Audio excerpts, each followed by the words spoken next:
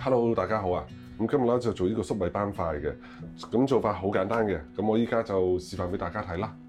咁首先咧就講一講啲材料先啦。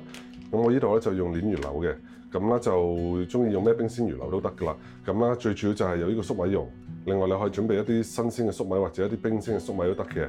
雞湯、雞蛋同埋呢個生粉，材料係咪好少咧？就係咁少噶啦，好簡單嘅一個菜嚟嘅。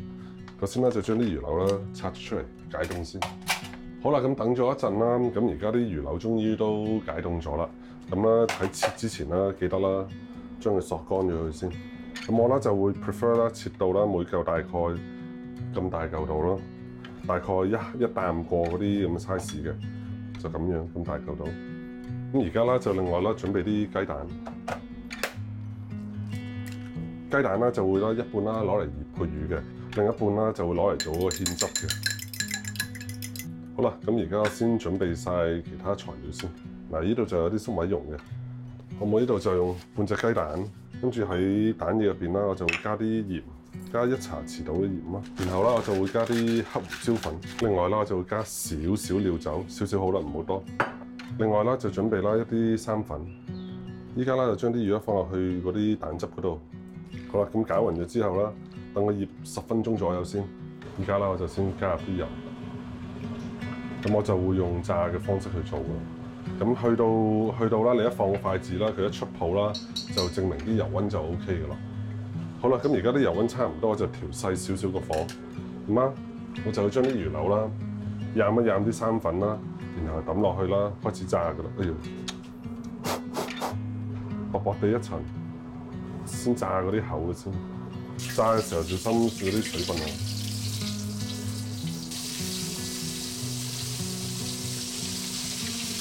一邊開始有少少變金黃色咧，就先攞佢出嚟，就唔好俾佢炸到太耐。薄薄地一層粉，然後放入去，小心唔好辣到手啊！你想知得唔得啦？攞牙籤或者攞支筷子篤入去啦，睇篤唔篤得穿就得。如果篤唔穿咧，就炸多一陣。你見佢啦，炸上嚟啦，冇乜力嘅話，你又開翻大火啲。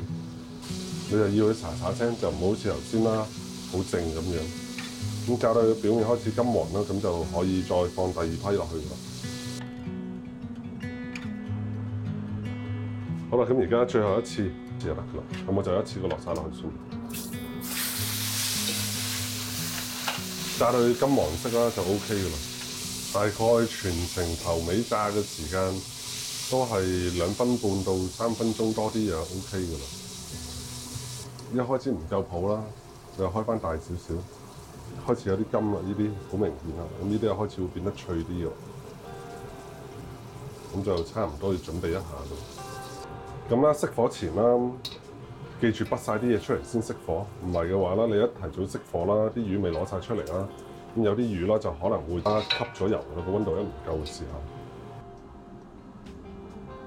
大家可以望一望，個顏色就唔同咗啦。咁而家咧就做嗰個芡汁，我就落啲雞湯。然後將啲粟米啦放埋入去。咁呢度我另外啦都會加少少油，因為個鍋啱啱燒完洗完，冇乜油。哎呦，太多啦！大家啦，如果啦用鐵鍋啦去做呢啲芡汁啊又好啊咩都好啊，咁記住啦，點都要落少少油落去嗰啲汁入邊，咁啦佢先有啲油啦會潤住個鍋嘅。咁如果你煮啲汁嘅時間係好長嘅話啦，咁我都係唔建議用鐵鍋，我都係會建議用不鏽鋼啊或者易潔鑊啊嗰啲啊去做嘅。嗱，咁而家個湯開始滾起啦，咁我啦就將嗰啲粟米蓉咧倒埋落去，少少調味，調少少鹽、白胡椒。好啦，而家啦就等個汁啦煮熱佢，咁我另外調少少生粉水，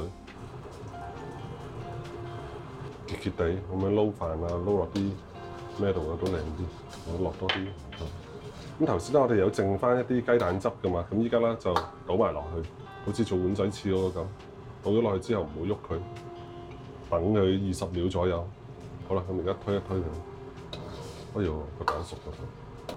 嗱咁樣啦，個粟米汁咧就做好噶啦。胡椒粉多咗，少少糖，半茶匙糖。咁咧，大家可能會留意到，我會將粟米蓉分開擺嘅。咁傳統外面食啦，佢哋就會咧直接咧淋上嗰啲魚肉嗰度嘅。不過我就唔係好中意咁樣做嘅，因為一淋上去咧，啲魚肉就會一下就淋晒。改翻個細啲，好睇啲。嗱，一個簡單又好味嘅粟米斑塊，咁就做好啦。